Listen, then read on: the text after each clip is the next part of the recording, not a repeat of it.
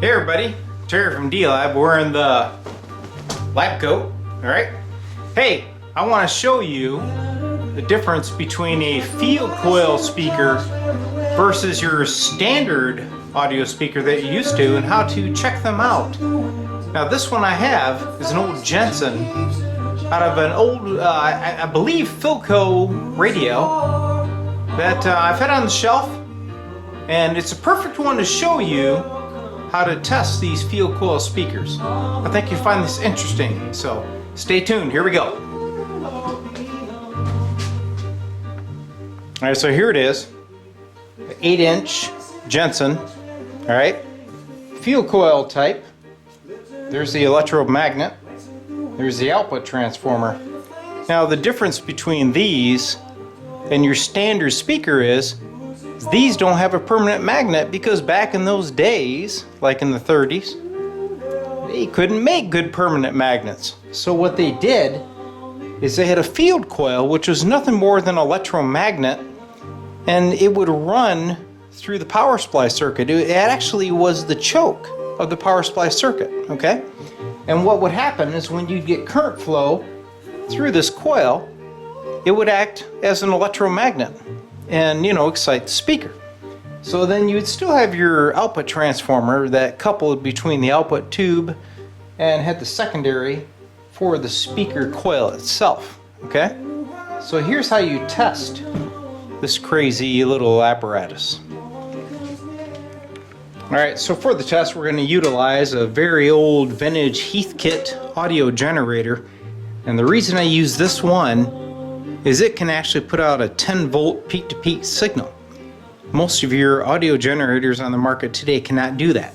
And over here I have a B&K high voltage power supply, which I need approximately 1 to 200 volts to excite the electromagnet in the speaker.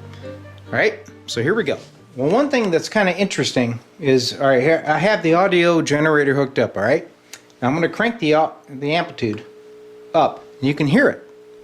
Listen, when I turn up the frequency,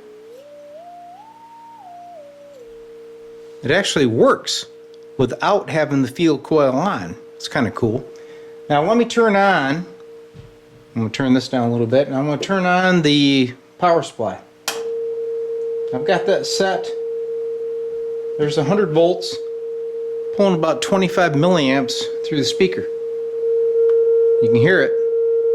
Now watch what happens to the sound. Go down a little bit, and I'm going to turn the high voltage up.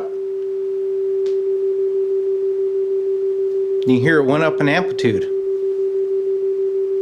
The reason is for that is I'm giving it more magnetism to the coil.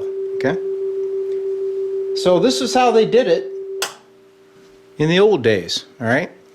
So what you got to be very careful of when you look at this, I've got the power off, so I'm not going to get shocked, but you have a power supply here for the coil in the speaker, and then you have your power or your signal that's going to go to the primary of the speaker. Okay, and that primary is usually around, say, 5,000 ohms of impedance, which would match your output tube, and then it steps it down to the 4 or 8 ohms or whatever this voice coil is. So as you can see, the speaker sounds great.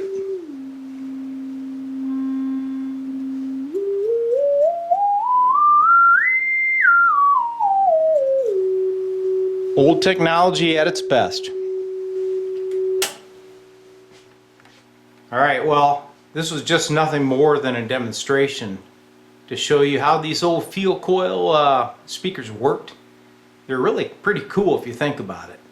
Using an electromagnet for your speaker, at the same time using that as a choke for your power supply. Super cool. Those guys back then weren't all that dumb, alright? I mean, they made like missiles that would fly and aircraft and vintage audio that we still all appreciate today. And that's why I wanted to show you this. It's just a little more of D-Lab appreciating the history of yesteryear. Hope you liked the video. Thanks for tuning in. See you.